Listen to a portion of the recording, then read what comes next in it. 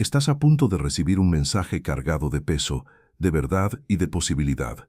Este primer punto no es un preámbulo ligero ni una introducción decorativa.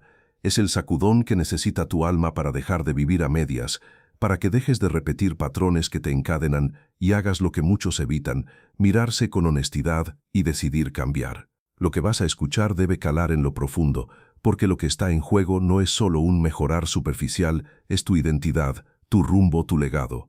Dios no habla con frases bonitas para que las repitas, habla para que reordenes, para que te levantes, para que camines diferente. Y en este video, como si fuera Él quien te lo susurra al oído, te voy a dar la base. Lo que sigue no es un consejo cualquiera, es la ruta para reconfigurar tu vida desde su origen, desde el amor que te creó y la sabiduría que quiere verte entero. Primero, entiende esto con claridad. Cada decisión que has tomado se ha ido acumulando como capas de polvo en una ventana que impide que la luz entre. Te has acostumbrado a vivir en semioscuridad, justificando lo que te frena con excusas que suenan verdaderas. Así soy, no puedo cambiar, ya es tarde. Mientras la realidad es que simplemente no tomaste el control de tu vida con la intención de construir, de sanar y de crecer. Imagínate un jardinero que tiene una tierra fértil, pero la deja en abandono, llena de maleza, y luego se queja de que no crecen frutos, o alguien que se queja de la sed mientras sigue bebiendo agua estancada. Esa deshonestidad con uno mismo es la raíz de una vida mediocre disfrazada de ocupada. Dios, que te conoce mejor que nadie, no quiere que sigas aplazando lo inevitable. Una vida con propósito no se encuentra por accidente, se forma con decisiones conscientes, constantes y alineadas con lo eterno. Este punto 1 es el momento donde te invito a bajar del piloto automático. Lo que has llamado rutina muchas veces es una red que te atrapa sin darte cuenta, una serie de hábitos sin criterio que te llevan por caminos de desgaste, frustración y vacío. Dios te dice: despierta. Hay más, tú fuiste creado para algo más grande que sobrevivir en el ruido. No es discurso moralista vacío, es un llamado de amor profundo. Como dice Jeremías 29:11, porque yo sé los planes que tengo para ti, declara el Señor, planes de bienestar y no de calamidad, para darte un futuro y una esperanza. Esa promesa no fue hecha para alguien perfecto o ganador por defecto, fue hecha para ti en medio de tu proceso, con tus fallas actuales, con tus cicatrices visibles e invisibles. Y significa que hay un plan que se puede activar, que se puede vivir, pero requiere que te detengas, que veas qué has estado haciendo con tu tiempo, tu energía, tus pensamientos y tu fe. Quiero que sientas la devoción de entender que estás delante de una oportunidad para reescribir. No es si algún día ni cuando tengas ganas, es ahora. Mira tu vida como quien revisa un mapa en un cruce de caminos. Puedes seguir por la ruta vieja que ya conoces y que te dejó marcado, o puedes tomar la decisión de girar, ajustar, trazar un nuevo rumbo. Esa es la esencia del mensaje, reconocer que hay un punto de partida real y que todo lo que viene después depende de qué haces con lo que escuchas hoy. Esa decisión no es solo interna, se manifiesta en acciones pequeñas que se convierten en la arquitectura de una vida renovada. Como quien limpia un terreno, primero quita las piedras grandes, después arranca las raíces, después nivela y luego siembra. Si saltas etapas, no se arraiga nada. Dios te invita a limpiar la raíz, a sanar de adentro hacia afuera, porque no sirve ponerte un buen traje alrededor de una alma desgastada. Y es necesario que entiendas también que parte de lo que te atrapa son historias que alguien te contó y que te creíste: no soy suficiente, si fallo soy un desastre, nadie me entiende, todo es contra mí. Esas narrativas corroen desde adentro como una herrumbre silenciosa. Dios te dice: yo te veo con otros ojos, te formé con propósito. Lo que crees que te define no es tu esencia, es una herida que puede sanarse. Esa sanidad comienza con una mirada sincera sobre ti mismo, con aceptación sin resignación y con una voluntad de soltar lo que no te pertenece. El primer paso es reconocer que has tomado malas decisiones, no para castigarte, sino para dejar de repetirlas. Es como un piloto que ignora la luz roja del tablero y sigue volando con el motor en rojo hasta que el sistema colapsa. La fe sin examen se vuelve conformismo, y la devoción auténtica se demuestra cuando te atreves a mirar hacia adentro y a decir: voy a hacer lo que Dios recomienda aunque me cueste, porque quiero vivir diferente. Este punto 1 también va con urgencia. La vida se te escapa en pequeñas decisiones que parecen inocuas pero que construyen tu historia. El dinero que se desperdicia por falta de visión, el tiempo que se diluye en distracciones como si fuera infinito, las palabras que hieren y no se reparan, la relación con quienes te rodean que se deja en automático y se vuelve grieta, la fe que solo aparece en crisis y olvida en la calma. Dios te está invitando a una revisión profunda. ¿Qué estás priorizando? Porque lo que hoy haces con constancia, mañana será tu realidad difícil o tu bendición construida. Como dice Mateo 6:33, busquen primeramente el reino de Dios y su justicia, y todas estas cosas les serán añadidas.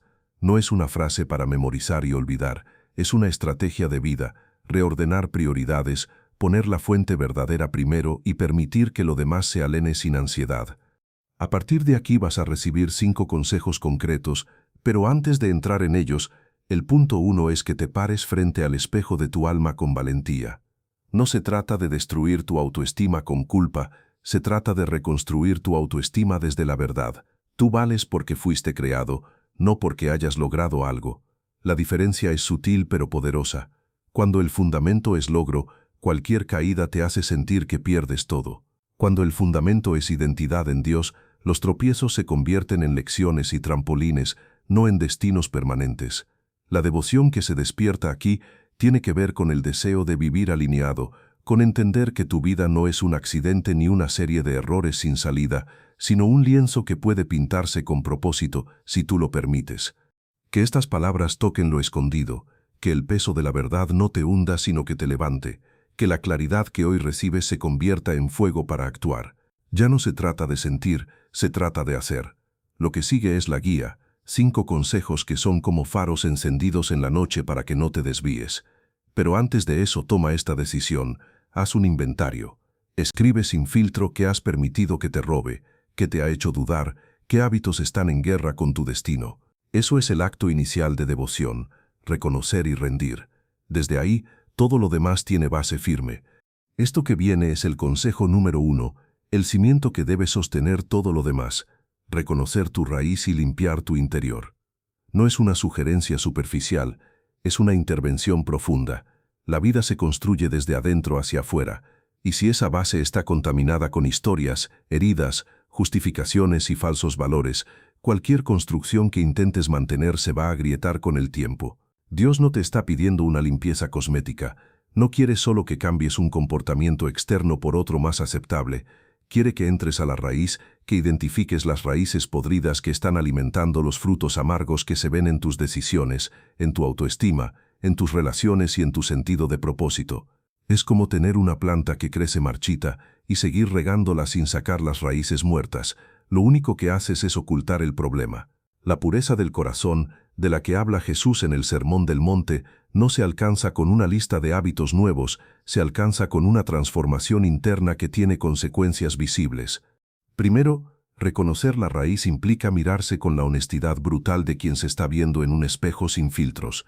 No se trata de castigarse por lo que ya se hizo, se trata de entender qué patrones de pensamiento, de emociones y de reacciones se repiten porque quedaron grabados como rutinas protectoras del ego herido. ¿Cuántas veces se ha reaccionado con ira cuando en realidad había miedo? ¿Cuántas decisiones se han tomado desde la autoprotección disfrazada de sabiduría? ¿Cuántos silencios son el resultado de una voz interior que dice, no merezco ser visto, o me van a rechazar si muestro mi verdad? Todo eso tiene una raíz, y esa raíz necesita luz. En la Biblia, en el libro de Hebreos, se dice que la palabra de Dios es viva y eficaz, y que penetra hasta lo más profundo del ser, discerniendo los pensamientos y las intenciones del corazón.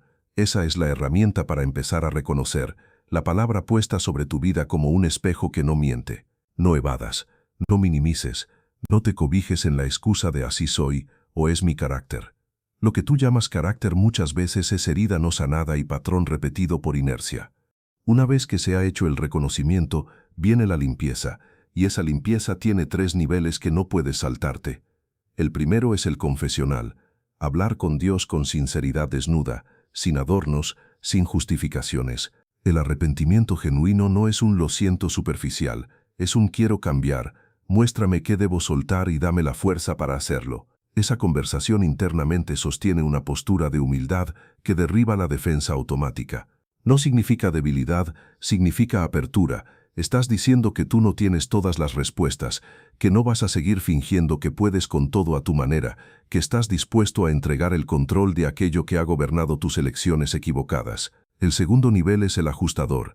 Identificar los hábitos, las influencias, las personas, las autocharlas y los entornos que alimentan esas raíces podridas y empezar a reestructurarlos. Si siempre vuelves al mismo círculo de gente que refuerza tu victimización o tu complacencia, si sigues rellenando tu mente con contenido que te consume y no te edifica, si permites que la voz del pasado te dicte el presente, entonces todo lo que hagas será parche. Cambia el flujo, intercepta la programación, corta aquello que está drenando tu energía y reemplázalo activamente con lo que nutre. El tercer nivel es el constructivo, plantar nuevos valores, nuevos relatos, nuevas prácticas que sean reflejo de lo que ya estás dejando atrás. No puedes simplemente quitar sin reemplazar. Si limpias un cuarto y lo dejas vacío, el polvo vuelve. Llénalo con propósito, con oración, con lectura consciente, con relaciones sanas, con disciplina de silencio, con gratitud intencional.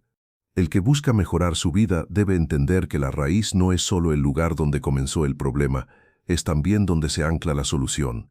Dios no oculta la verdad de tu condición para condenarte, la revela para liberarte.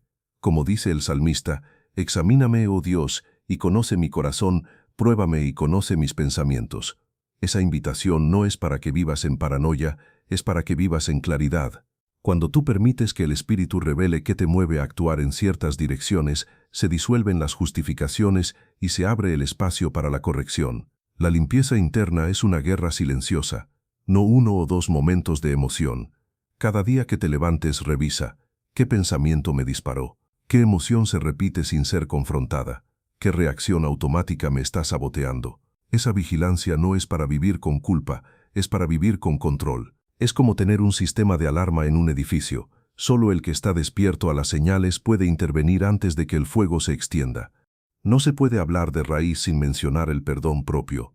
Muchas personas viven en una raíz contaminada porque no se han permitido perdonarse por errores pasados. Cargan el peso de una culpa que en la lógica de la cruz ya fue cubierta. Ese peso distorsiona la visión y enreda la voluntad. Hay que dejar de degradar lo que ya fue redimido. El perdón no es olvidar en el sentido de borrar, es liberar en el sentido de no permitir que la memoria controle tu identidad. Las heridas antiguas pueden seguir siendo cicatrices que te recuerdan lo que viviste, pero ya no deben dictar tu futuro. Dios te dice que te levantes con la dignidad de quien ha sido lavada con sangre, que el peor error no es el que se cometió, sino el que se repite por falta de aprendizaje. Eso también forma parte de la limpieza, reconocer el error, aprender, pedir perdón si corresponde, y luego seguir. Nada de revivir una y otra vez lo hecho para justificar un estancamiento. Este proceso necesita metáforas claras para que el que escucha entienda lo que hace con su vida cuando no se acerca a la raíz. Es como tener una tubería con filtraciones internas. Puedes seguir limpiando el agua superficialmente, pero si no arreglas el daño interno, el agua siempre se contaminará. Es como usar un traje elegante sobre un cuerpo enfermo y esperar que la apariencia cambie lo que está por dentro. Es como querer correr una maratón con zapatos rotos y decir que no se puede porque el dolor aparece sin cambiar el calzado. Todo tiene una raíz y una consecuencia. Y la raíz que no se limpia hoy se convierte en culpa, frustración y desesperanza mañana, pero también en una oportunidad perdida de proteger tu futuro. Hay necesidad de un método práctico que acompañe esta transformación. Primero, haz un inventario.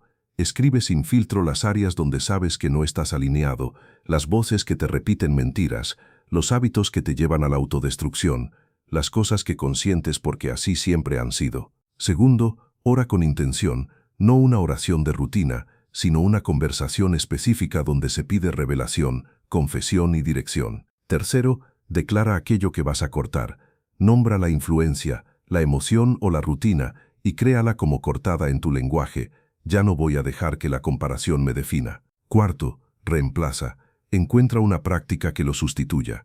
Si era crítica constante, decide hablar afirmaciones de verdad. Si era procrastinación, establece bloques de enfoque.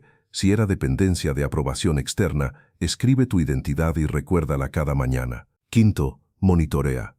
Al final del día revisa qué ganaste y qué aún te arrastra. No se trata de perfección, se trata de progreso con integridad. Y para que esto se solidifique, Se necesitan ejemplos. Moses no se quedó con su pasado de príncipe en Egipto ni con su miedo, tomó el encuentro en la zarza como punto de raíz y permitió que su interior fuera moldeado para llevar a su pueblo. David, con sus fallas, fue reconocido como hombre conforme al corazón de Dios, porque no escondió su raíz de pecado, la confrontó, la confesó y cambió su camino. El apóstol Pablo, antes perseguidor, dejó atrás su narrativa de persecución y adoptó una nueva raíz de identidad como mensajero de gracia. No esperaron estar perfectos para comenzar, empezaron con lo que tenían y permitieron que el proceso limpiara y reconstruyera. Tú también puedes.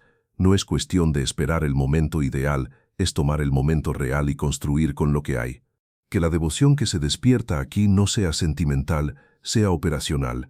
Que el deseo de mejorar se transforme en un acto diario de limpieza, porque una vida renovada no es algo que se encuentra, es algo que se edifica desde las raíces hasta la copa, y cuando la copa da fruto se ve. El consejo número 1 entonces es este. Reconoce lo que hay en ti. No te escondas, entra a la raíz, limpia con confesión, corta lo que no sirve, reemplaza con lo que edifica y mantén vigilancia. Esa es la base sin la cual todo lo demás se vuelve temporal. Este tercer punto es decisivo.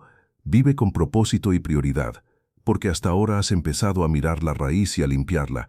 Ahora viene la reconstrucción intencional de la vida, y eso solo se logra cuando el rumbo no está dado por el azar, la urgencia o la inercia, sino por una visión clara de para qué fuiste creado y qué debe tener precedencia en tu calendario, en tu atención y en tu alma. Muchos viven en un espejismo de actividad, se ocupan, se llenan de tareas, se desgastan en 1000 cosas que no importan, y luego se preguntan por qué su vida no da fruto, por qué siguen con esa sensación de vacío, por qué las relaciones se fracturan, por qué el propósito parece un eco lejano. La diferencia entre una vida que se disipa y una que deja huella no está en el ritmo, está en el orden. Vivir con propósito es saber cuál es tu norte. Vivir con prioridad es decidir qué se pone delante de ese norte y qué se descarta para no dispersarse.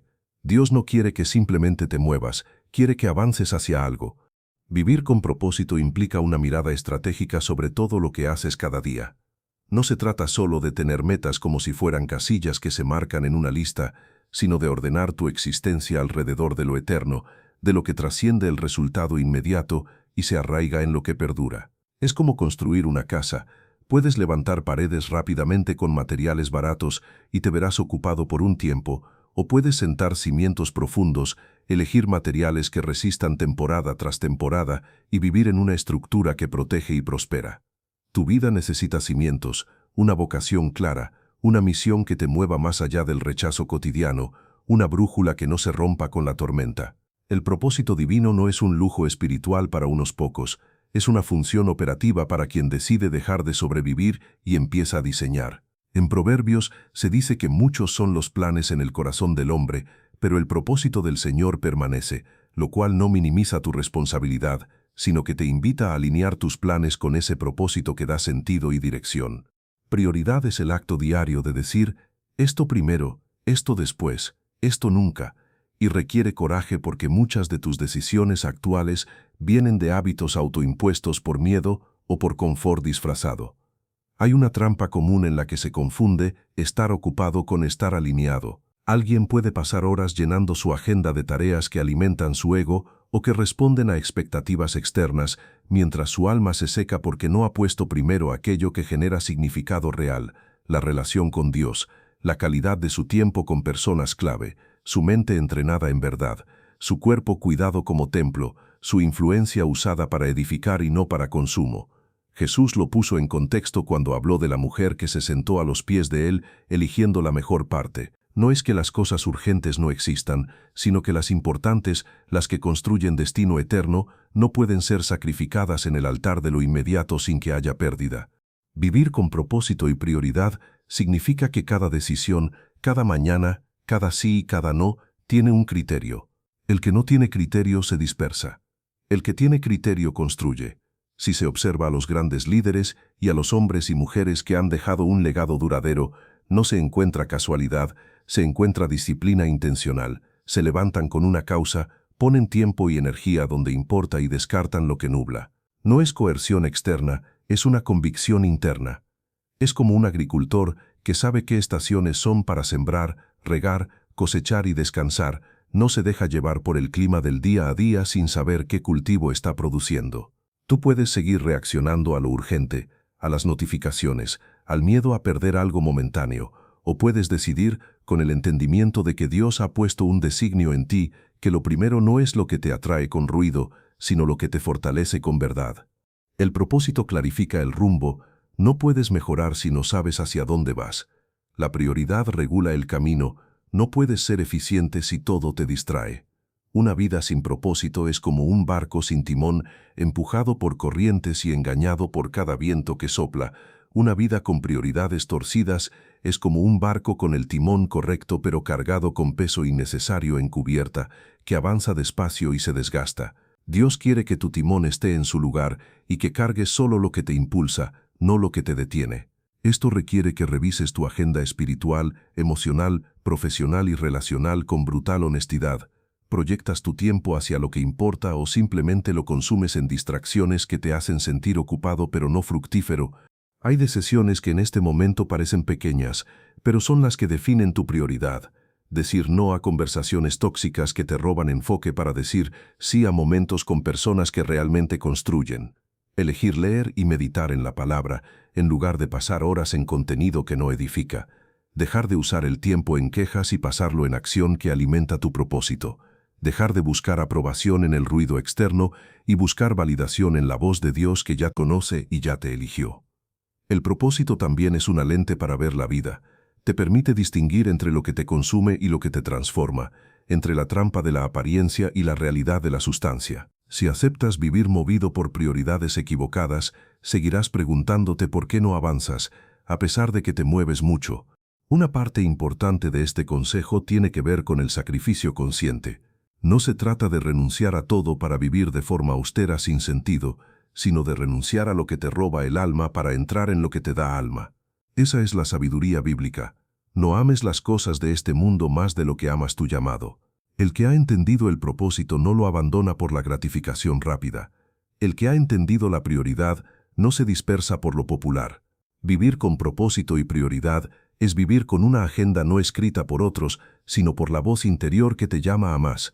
Es como un corredor que entrena con un plan, no se deja llevar por cada carrera improvisada, porque sabe que la maratón es de largo aliento y requiere constancia con dirección. También es necesario entender que vivir con propósito requiere inversión emocional y espiritual. No se pueden delegar las cosas que dan identidad. Muchas veces se externaliza el propósito. Cuando consiga X, seré útil. Cuando tenga más tiempo voy a servir. Cuando me sienta más preparado voy a empezar. Eso es procrastinación disfrazada de espera inteligente. El propósito no está en una condición futura. Está en la decisión presente de usar lo que ya tienes para impactar. Incluso si no tienes todo resuelto, no hay líder que esperó a tener todas las piezas perfectas para comenzar a influenciar. David empezó con una honda y fe. Jesús comenzó su ministerio en aldeas pequeñas con personas comunes. El impulso no nace de tener todo, nace de tomar lo que tienes y alinearlo con lo que Dios ya puso en tu corazón. El que vive con propósito y prioridad tiene una ventaja invisible: la paz. La paz de saber que no se está dispersando en caos, que las decisiones están alineadas con una causa mayor y no con el ruido del momento. Esa paz no es pasividad, es fuerza en calma. La ansiedad disminuye cuando se deja de perseguir lo que otros imponen y se empieza a perseguir lo que Dios indicó. Y la fe se fortalece cuando cada paso tiene coherencia entre lo que se cree y lo que se hace.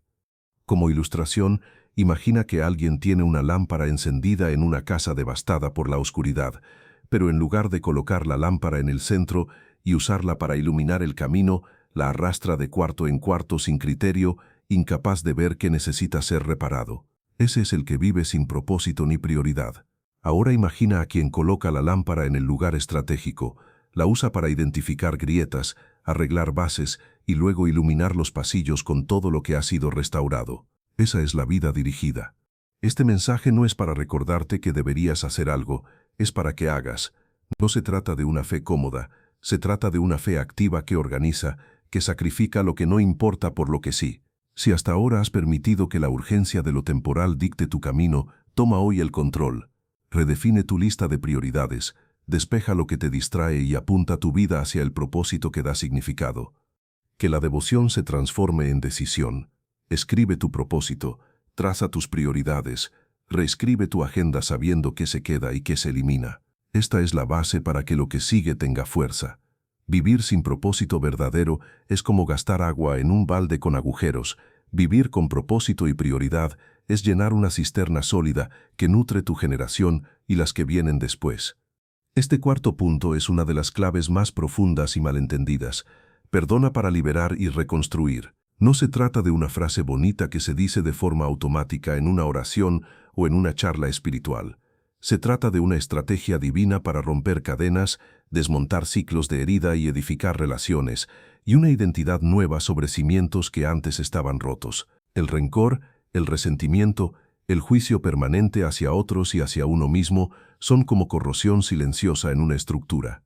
No se ve a simple vista al principio, pero con el tiempo carcome hasta lo más fuerte y termina derrumbando lo que parecía sólido. Vivir con heridas que no se sueltan es vivir con peso añadido sobre una espalda ya cansada.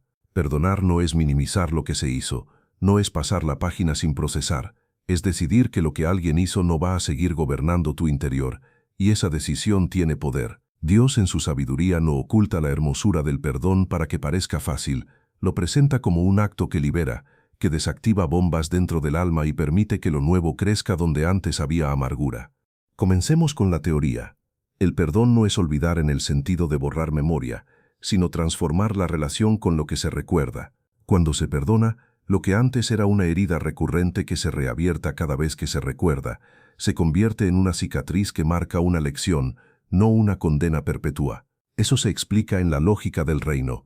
Jesús pidió perdón por quienes lo estaban crucificando en la cruz, no porque no supiera el daño, sino porque sabía que aferrarse al juicio solo perpetuaría un ciclo de destrucción. Esa misericordia activa es una declaración contra la lógica humana de ojo por ojo, y es, al mismo tiempo, el inicio de la reconstrucción. Porque perdonar tiene dos caras, la liberación interior y la posibilidad de restaurar. Cuando se perdona, se descarga la parte de la alma que estaba ocupada en la venganza, en la lógica de yo te lo haré pagar, en el control disfrazado de justicia, y se abre espacio para reconstruir desde una visión de redención. La Biblia lo dice claro: perdona nuestras ofensas como también nosotros perdonamos a los que nos ofenden. No es teoría moral para sentirse bien, es un sistema operativo para que el corazón no se convierta en prisión ni en arma. Hay una dimensión psicológica y espiritual combinadas en esto. El que guarda rencor se convierte en preso de su propio pasado. La energía que se invierte en criticar, en recordar, en planear cómo devolver el daño, en justificar una actitud amarga, se desvía de aquello que podría ser usado para crecer, para amar, para actuar. Es como un fuego que en lugar de calentar, quema desde dentro porque no se dirige. El perdón, por el contrario, es redirigir el fuego para cocinar, para generar luz, para construir. Pero no se puede dar un salto desde el odio a la paz sin pasar por un proceso consciente. El perdón real no es instantáneo en todos los casos, muchas veces se comienza con una decisión y se encuentra que el sentimiento se pone al día después, no al revés. Primero se dice, decido soltar esto, y después el alma empieza a acompañar con la transformación emocional. Esa decisión requiere valentía, es decidir romper con la narrativa de yo tengo razón, él me dañó, yo sigo sufriendo porque él no pagó lo suficiente. Esa narrativa es una jaula que se disfraza de justicia propia. La verdadera justicia interior empieza cuando sueltas el derecho a ajustar cuentas y permites que la paz de Dios gobierne tu historia. Ahora, lo práctico. ¿Cómo se perdona? No es un acto único ni una fórmula mágica. Primero, reconoce la ofensa con honestidad, sin justificarla ni exagerarla, simplemente mirándola con claridad. Esto me hirió. Esto dejó una marca. Esa es la raíz. Segundo, decide activamente soltar. Ya no voy a sostener esto en mi mente como excusa para seguir viviendo herido. Lo suelto. Haz esa declaración en voz alta, en oración, en el silencio, donde sea que tu interior la escuche de forma real. Tercero, ora por la persona, incluso si no sabes cómo hacerlo al principio. La oración no es una sanción ni una bendición fingida. Es una forma de alinearte con la intención de Dios de ver a esa persona transformada también, porque la restauración real no se trata solo de tu sanidad, sino de que el otro también tenga la posibilidad de cambio. En palabras del apóstol Pablo, no te dejes vencer por el mal, al contrario, vence el mal con el bien. Vencer el mal con el bien muchas veces se traduce en perdonar cuando lo más natural es odiar. Cuarto, toma acción según el contexto. En algunos casos la restauración de la relación será posible y saludable, y en otros será necesario mantener distancia sin seguir alimentando odio. El perdón no siempre implica volver a confiar ciegamente, pero sí implica soltar la amargura. Eso es distinto.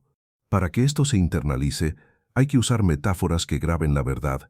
Imagina que llevas una mochila con piedras que representan cada agravio que no has soltado, y cada vez que te quejas de que estás cansado, olvidas que son esas piedras las que te cargan. El perdón es abrir la mochila, quitar esas piedras, y en lugar de tirarlas donde sea, hacer algo con ellas, usarlas como base de un camino nuevo, como recuerdo de que no vas a repetir el patrón. O imagina que tu corazón es un campo y el rencor es una maleza que se ha expandido sin control.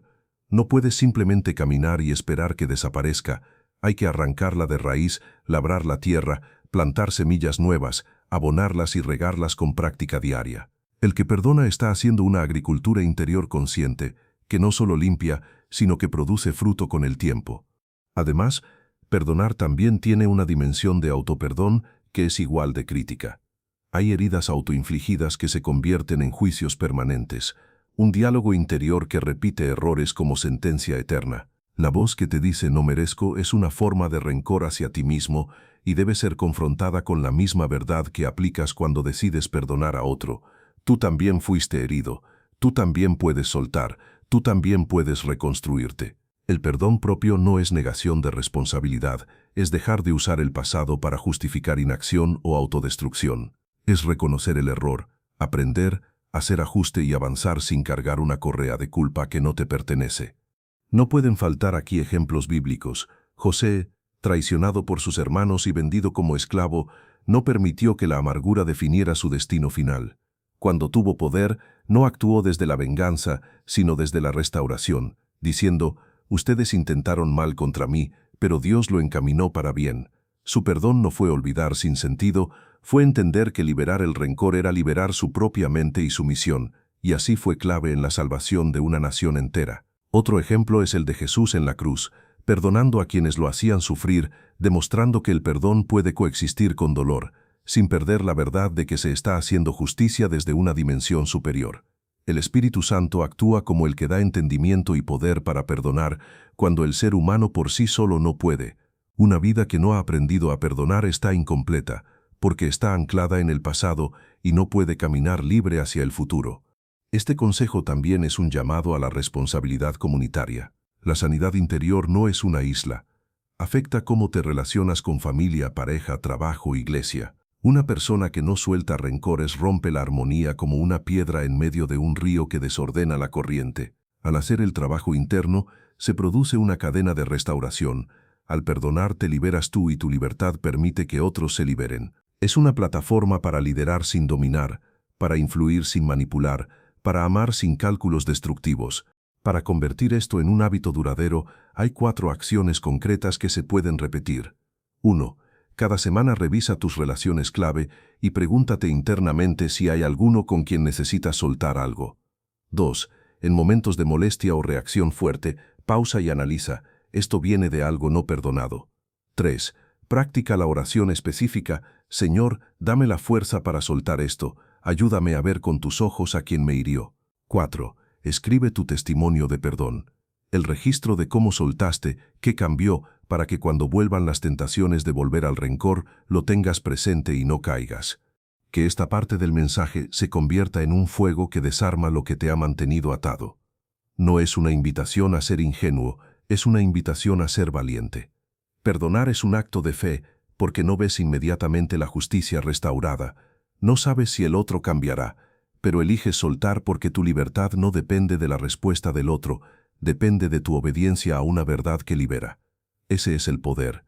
Este punto 5 es uno de los más poderosos porque aquí se traduce lo que crees en lo que haces, cultiva fe activa, una fe que no se queda en concepto emocional ni en repetición de frases bonitas, sino que se manifiesta en acciones visibles, en consistencia, en riesgo, en perseverancia, en confianza práctica.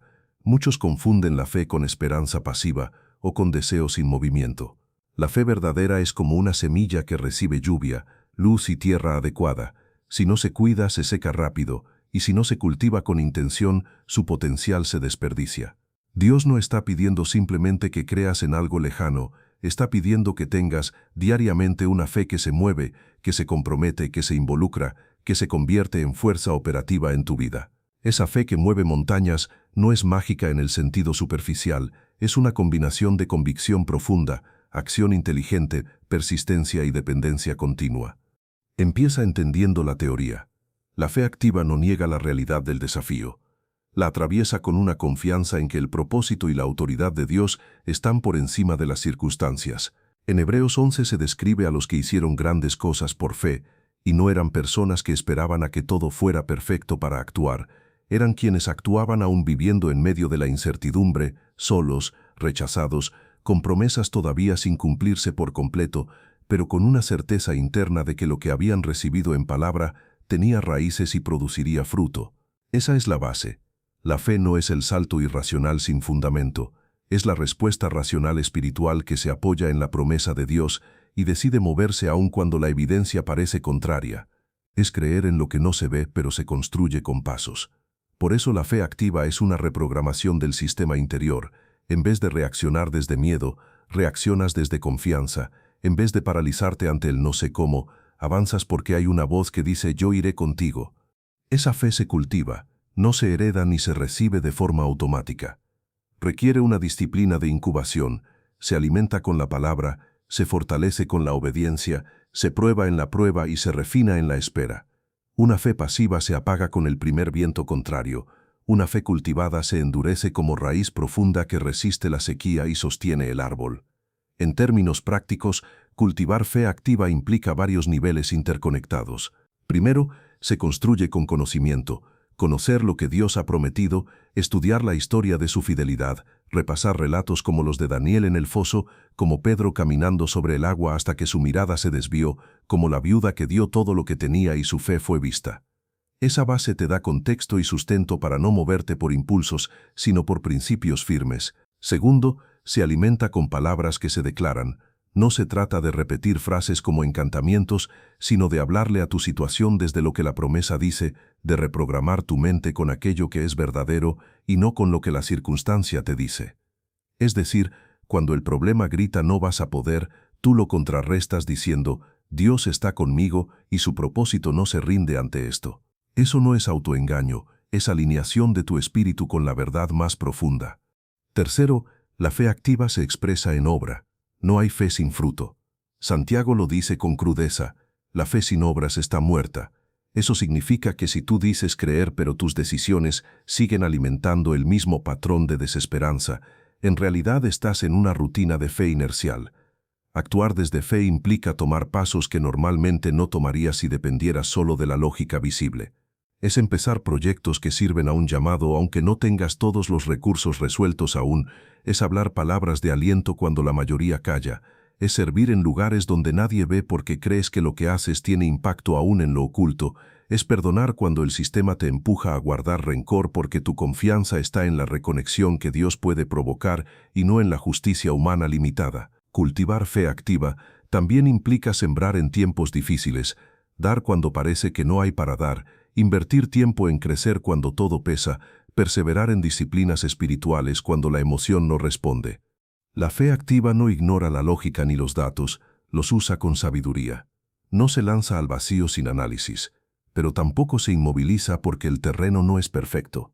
Es como un agricultor que sabe cuándo sembrar, prepara la tierra, elige la semilla, protege la siembra y confía en la lluvia, sabiendo que sin su participación no habrá cosecha, pero también sabiendo que la cosecha se verá si sigue el proceso. Ese agricultor no se queja de la falta de fruto sin hacer lo necesario, pero tampoco se desespera ante el retraso, porque sabe que la temporada tiene su tiempo. Esa es tu fe, acción inteligente sostenida por confianza en un propósito que no fracasará. También hay una dimensión comunitaria en la fe activa. No puedes crecer en fe aislado sin exponerte a la verdad corrigiéndose mutuamente, sin testimonio que fortalezca, sin rendición de cuentas que mantenga la coherencia. La fe no es un performance individual, es una cadena fortalecida cuando otros te muestran evidencias de lo que Dios ha hecho en sus vidas, cuando hay quienes caminan contigo, te desafían y te sostienen. La desconfianza solitaria convierte la fe en excusa. El cultivo con comunidad la convierte en poder colectivo. Por eso la Biblia habla de no dejar de congregarse, de animarse unos a otros, de llevar las cargas en conjunto, porque la fe encuentra combustible cuando se comparte. Aquí hay una serie de prácticas concretas para cultivar esa fe activa en tu vida diaria. 1. Establece un tiempo diario de meditación en la palabra, no superficial, sino enfocada en promesas específicas y cómo se aplican a tu vida. 2. Identifica una zona donde sientes que la duda constante te detiene y decide un paso de obediencia en esa área esta semana. Por pequeño que parezca, ese paso es una afirmación de que crees. 3. Lleva un registro de testimonios de fe. Escribe lo que pediste, lo que esperabas y cómo Dios respondió, para que cuando la duda venga tengas evidencia fresca que te reafirme. 4. Practica la gratitud proactiva. Agradecer antes de ver el resultado recalibra tu sistema para reconocer que ya hay evidencia de provisión que puede no ser visible todavía. 5. Rodea tu entorno con influencias que retan tu fe hacia crecimiento y no que la alimentan con miedo. También hay etapas en las que la fe se enfrenta al silencio, cuando parece que no hay respuestas, cuando las circunstancias no cambian rápido y la voz interior lucha por no desanimarse. Es precisamente en esos momentos donde se prueba una fe cultivada. No es la emoción lo que sostiene, es la decisión de seguir creyendo y actuando aún sin ver el movimiento inmediato. Esa es la fe de los patriarcas, la que no se retira, la que se mantiene en el fuego y se vuelve más fuerte. Cuando sientas la presión, recuerda que la fe no se mide por la ausencia de dificultades, sino por la constancia de tu compromiso en medio de ellas. No se puede dejar fuera el factor de la oración como vehículo de fe. Orar no es simplemente pedir, es alinearse, escuchar, declarar y responder. Una fe activa se expresa en oraciones que no se repiten mecánicamente, sino que se construyen con intención, conocimiento y expectativa. Orar por los demás, mostrar intercesión, pasar tiempo en silencio esperando una dirección, hablar con Dios como quien espera instrucciones y luego actúa según las recibe. Todo eso es fe empleada. El acto de orar también te conecta con la fuente originalmente. No es que tú sostengas la fe, es que te conectas con quien la originó y te permite recibir más, y luego devuelves esa fe en obra. Finalmente, hay una dimensión de legado en la fe activa. Lo que tú cultivas no solo te transforma a ti, transforma generaciones. Una fe que se ve, que se cuenta, que se vive, inspira a otros a atreverse también. Si dejas una herencia de creencia pasiva, la próxima generación llevará inercia. Si dejas una herencia de fe activa, tus hijos, tus líderes, tu comunidad verán que se puede confiar, que se puede actuar y que hay resultados reales. Esa es una responsabilidad y una bendición. Este consejo no es una invitación a la superstición ni a la sobrecarga de esfuerzo. Es una llamada a participar con Dios en lo que ya empezó. Cultiva tu fe como se cultiva un jardín de alto valor, con cuidado, conocimiento, disciplina, sacrificio inteligente y confianza en el crecimiento invisible antes de que brote. Haz que cada decisión, cada paso, cada palabra tuya refleje una creencia que no se queda en la mente, sino que se mueve la mano, el cuerpo y la vida. La fe activa es la fuerza que convierte intención en legado. Este sexto punto es el que transforma un arranque bueno en una vida sostenida.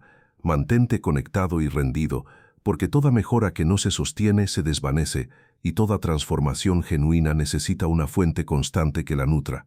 No se trata de altibajos emocionales ni de momentos esporádicos de entrega. Se trata de una disciplina espiritual que se construye para que lo que empezó en un impulso de devoción se convierta en un río que no se seca, en una corriente que arrastra, en una transformación acumulativa que no depende exclusivamente de tu fuerza humana, sino de una conexión viva y de una rendición diaria. Este es el punto donde se mantiene lo ganado, donde se evita la regresión, donde la fe activa se alimenta y el propósito no se enfría. Es el lugar donde las semillas que se plantaron en los primeros consejos echan raíces profundas porque tú te mantienes en la fuente, rindes lo que crees que controlas y te abres a ser guiado. Para entender por qué es indispensable, hay que ver la diferencia entre una chispa que se enciende y una llama que perdura. Una chispa aparece con una emoción, con una motivación momentánea, con un ahora sí que se desvanece con la primera dificultad. Una llama dura porque hay combustible, oxígeno y atención. Mantenerte conectado significa estar en constante contacto con la fuente de esa llama. La palabra, la oración, la comunidad, el silencio deliberado, el reconocimiento de tu dependencia.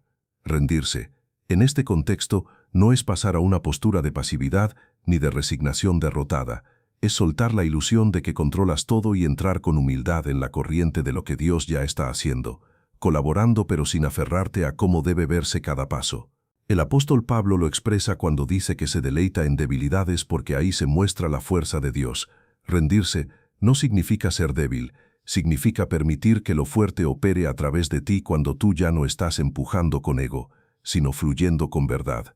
La teoría detrás de esta conexión y rendición tiene raíces bíblicas profundas. Jesús mismo dijo que quien permanece en él dará mucho fruto y que sin esa conexión nada puede hacerse que perdure. Esa imagen es clara. Una rama desconectada de la vid se seca, no tiene vida propia sostenible. Vivir desconectado es intentar producir fruta con tu propia energía limitada, y tarde o temprano se agota. Permanecer implica continuidad, implicación diaria. Rendición implica entrega constante, dejar de luchar por controlar cada detalle y permitir que la guía divina moldee tus prioridades, tus pensamientos, tus reacciones. Esa rendición se traduce en un hábito de entrega, en las decisiones pequeñas y en las grandes, en el silencio cuando podrías hablar sin sentido, en la pausa antes de reaccionar con impulsividad, en la búsqueda intencional de la dirección antes de actuar. Es el no lo hago solo, convertido en un estilo de vida. Vivir conectado requiere 5 ejes fundamentales que no se pueden ignorar: la palabra, la oración, el silencio, la comunidad y la rendición continua. La palabra no es un libro de frases inspiradoras, es la voz que reconfigura tu pensamiento y afina tu brújula interior. Meditar en ella, estudiarla con profundidad, comparar tus decisiones con su verdad y permitir que te corrija es como afinar instrumentos antes de una sinfonía. Sin esa afinación todo se desarmoniza. La oración no es una lista de deseos sino un diálogo activo, en el que hay tiempo de hablar, tiempo de escuchar, tiempo de rendirse a lo que se revela y tiempo de responder en obediencia. El silencio es espacio. No todo se resuelve con ruido. En el silencio se escucha la voz sutil que de otra forma se pierde entre la prisa y la lógica del mundo. La comunidad es el espejo y la fuerza colectiva. No se puede sostener la rendición auténtica aislado porque es fácil racionalizar y caer en autoengaños. Pero cuando hay otros que caminan contigo, que te confrontan en amor, que celebran y que llevan cargas contigo, la conexión se robustece. Y la rendición continua es reconocer cada mañana que no es un ya lo hice, sino un de nuevo me entrego, que tu voluntad se alinea otra vez, que lo que pensabas que controlabas se vuelve colaboración y que la soberbia espiritual se reemplaza con humildad de quien depende. Ahora, lo práctico se desglosa en rutinas conscientes. Primero, establece un ritmo diario de conexión con la palabra y la oración, no como obligación mecánica, sino como encuentro. Eso significa que cada día hay un tiempo no negociable para leer con intención, para preguntar internamente ¿qué me estás diciendo hoy? Y luego responder en acción. Segundo, adopta espacios de silencio deliberado, aunque sea breve, para escuchar sin el ruido mental, desconectar del celular, alejarte del bombardeo, respirar profundamente y dejar que tu interior se alinee con lo que se percibe como dirección, sin sustituir la acción por la espera, sino permitiendo que la dirección informe tus pasos. Tercero, elige una comunidad que comprometa tu crecimiento y responde a su cuidado. No es solo asistir, es participar, recibir corrección, ofrecer apoyo, confesar luchas con alguien de confianza, rendir cuentas sin culpa, sino con honestidad. Cuarto, practica rendiciones puntuales. En momentos clave del día o de la semana, verbaliza o escribe, esto no es mío para controlar, lo dejo en tus manos, ya sea en decisiones financieras, relaciones tensas, proyectos inciertos, salud emocional. Esa rendición te libera del desgaste de cargar todo como si dependiera únicamente de tu esfuerzo. Quinto, reflexiona regularmente sobre tu nivel de conexión. Al final de cada semana haz un balance interno. ¿En qué me he desconectado? ¿Dónde me he aferrado? ¿Qué señales ignoré? Y ajusta sin caer en la culpa improductiva, sino en la corrección amorosa. Mantenerse conectado y rendido produce efectos sutiles pero poderosos.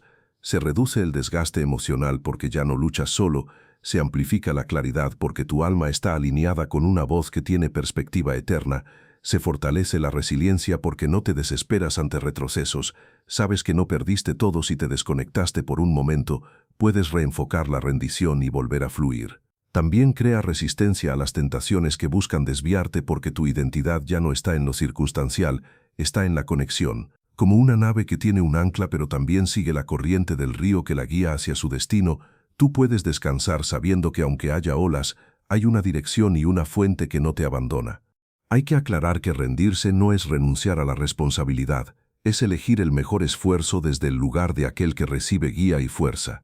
Es diferente a la pasividad espiritual o a decir Dios lo hará todo mientras no haces tu parte. Rendirse es exactamente lo contrario.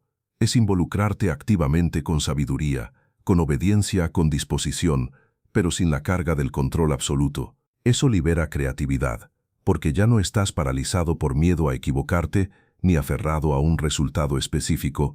Haces lo que puedes con lo que tienes y confías en que la conexión hace el resto. También hay un nivel de vigilancia espiritual en esta conexión. El enemigo busca desconectarte por distracción, por sobrecarga, por seducción de lo fácil, por heridas no resueltas. Por eso la disciplina de permanecer no puede ignorar la revisión, proteger tu tiempo, cuidar tu mente, evitar comparar tu proceso con otros y mantener un corazón humilde que se deja corregir cuando se desvía. Esa vigilancia no es paranoia, es sabiduría. Es como quien cuida un jardín fértil, no solo riega, también poda, saca maleza, protege contra plagas y se prepara para las estaciones. Si lo que se ha ganado en los puntos anteriores se queda sin esta conexión y rendición, se desvanece como un fuego sin leña. Pero si se mantiene, la vida se transforma en algo que no solo se vive con intención, sino que se transmite, porque alguien que permanece conectado y rendido se vuelve faro, guía, apoyo, testimonio vivo de que la mejora no fue temporal, fue un cambio arraigado. Que este consejo se convierta en tu estilo. Que no haya semana sin reconexión, que no haya decisión sin rendición, que no haya avance sin agradecimiento por la conexión. Mantenerse conectado y rendido es la columna vertebral espiritual que sostiene todo lo demás. Este es el momento en que todo lo que se ha escuchado se convierte en compromiso vivo. No es un cierre liviano, es un punto de inflexión, la decisión entre volver a lo familiar, a lo cómodo, a la inercia que te trajo hasta aquí, o tomar con firmeza lo que ahora sabes y construir desde una nueva base. El llamado que termina este mensaje no es una invitación pasiva a pensar en cambiar algún día. Es una orden amorosa, una directiva con autoridad. Levanta la mirada, ajusta el rumbo, comprométete y actúa. Lo que ha sido revelado en los 6 puntos anteriores: limpieza interna, propósito con prioridad, perdón que libera, fe que se mueve, conexión y rendición continua, no alcanza su potencia si se queda allí como conocimiento en tu cabeza. El verdadero cambio se manifiesta cuando te conviertes en guardián de esa verdad todos los días, cuando la llevas a tu mesa, a tus conversaciones, a tus decisiones silenciosas y a tus grandes apuestas. Este punto final es el llamado a la acción concretada. Escribe tu compromiso, no con letras pequeñas en una nota que olvidarás en la mesa, sino con una declaración diaria. Que tu alma tenga un pacto renovado con esa versión de ti que se niega a seguir siendo definida por errores pasados, por expectativas ajenas, por el ruido vacío. Haz una promesa a ti mismo y a Dios: no volveré a permitir que la inercia gobierne, voy a vivir intencionalmente. Luego ve y estructura tu semana con esa promesa. Decide qué hábitos vas a dejar, cuáles vas a priorizar, a quién vas a perdonar para quitar la carga, qué fe vas a activar aun cuando no se vea el resultado inmediato, y en qué áreas vas a rendirte para mantener la conexión y no caer en la autosuficiencia disfrazada de independencia. Esta es la forma en que la devoción se vuelve disciplina y la disciplina se vuelve legado. Es necesario hacer una diferencia poderosa entre sentir y hacer. Muchos escuchan con emoción y después vuelven a la misma dinámica de siempre porque no tomaron un paso consciente. Este no será tu caso. La emoción que sientes ahora debe ser combustible, no sustituto. El primer paso después de este video debe ser un acto visible. Puede ser un tiempo de silencio, donde escribas en detalle los cambios que vas a iniciar. Una llamada para arreglar una relación quebrada, una acción de fe que represente tu compromiso con el propósito que te fue revelado. Un momento de rendición en una área donde has estado intentando controlar sin delegar. Ese acto no necesita ser grande para iniciar algo grande. Lo que importa es que sea genuino y que no sea solo para sentirse bien, sino para alinear tu vida. Que quede claro, el cambio duradero no se construye con autoengaños ni con decisiones a medias. Se construye con constancia y con comunidad. No te aísles con esto pensando que es solo tu lucha. Comparte tu compromiso con alguien que pueda respaldarlo, que pueda recordarte cuando flaquees, que pueda celebrarte cuando avances, que pueda participar en la rendición y en el acompañamiento. El ser humano fue diseñado para crecer en red, no en soledad. Cuando te comprometes públicamente, el peso de la consistencia se reparte y se fortalece. Esto no quiere decir que todo será fácil, pero sí que habrá una base diferente para sostenerte cuando lleguen las tormentas. También es fundamental que entiendas que el camino no se trata solo de evitar lo que está mal, sino de perseguir lo que es verdadero. Evitar hábitos destructivos, soltar rencores, dejar la dispersión no es suficiente si no hay una construcción paralela, llenar tu mente con lo que edifica, usar tu tiempo en lo que importa, amar desde la profundidad y no desde la necesidad, servir con intención, ser generoso con lo que te ha sido dado, liderar con integridad y dar testimonio con coherencia.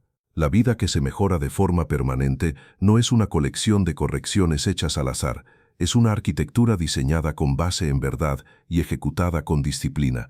Esto también exige una evaluación continua. No se asume que una sola decisión te cubre para siempre. Cada cierto tiempo debes volver a revisar. ¿Mis prioridades siguen alineadas con el propósito? ¿Mi fe sigue activa o se ha adormecido en la comodidad? ¿He dejado que la soberbia vuelva a poner peso en áreas donde antes me rendía? ¿Estoy aún conectado y rindiéndome o vuelvo a depender solo de mi fuerza? Ese ciclo de revisión es una forma de devoción sostenida, de decir una y otra vez, no me conformo con lo pasado, quiero lo mejor que fue puesto delante de mí. Esa vigilancia no es criticismo destructivo, es amor propio dirigido por la verdad. Al concluir, es importante que sepas que todo lo que has escuchado tiene una fuente. No nació en una mente humana que pretende darte una lista de consejos, sino que viene de una voz que conoce tu corazón, tus cicatrices, tus sueños, tus temores y aún así te llama a más. Esa voz está detrás de tu capacidad de cambiar, no como juez que viene a condenar, sino como arquitecto que viene a reconstruir. Es una invitación a no ser pasajero en tu propia historia, sino protagonista con autoridad. Antes de despedirme, quiero hablarte con respeto y precisión sobre por qué este canal debe ser tu espacio constante en el viaje, por qué suscribirte no es solo un número, sino una decisión estratégica para tu crecimiento.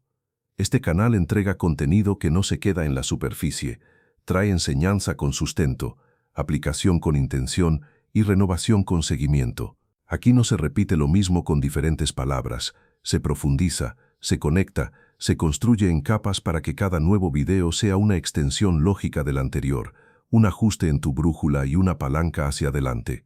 Al suscribirte te estás asegurando de recibir esa continuidad, de permanecer en la frecuencia de transformación, de tener acceso a más claridad cuando el ruido externo quiera desviarte. También entras a una comunidad de personas que están en el mismo proceso, que no buscan la perfección sino el progreso real, y eso te da soporte invisible, testimonio, rendición, impulso. Además, suscribirse y activar la campana te evita perder lo que viene. Lo que hoy fue un punto de partida será seguido por más contenidos que te ayudarán a mantenerte firme, a profundizar en cada área y a expandir tu influencia. No se trata de consumir más por consumir, sino de invertir en tu mejora con uno de los mejores aliados que puedes tener, alguien que te recuerda constantemente a dónde vas y te da herramientas para llegar.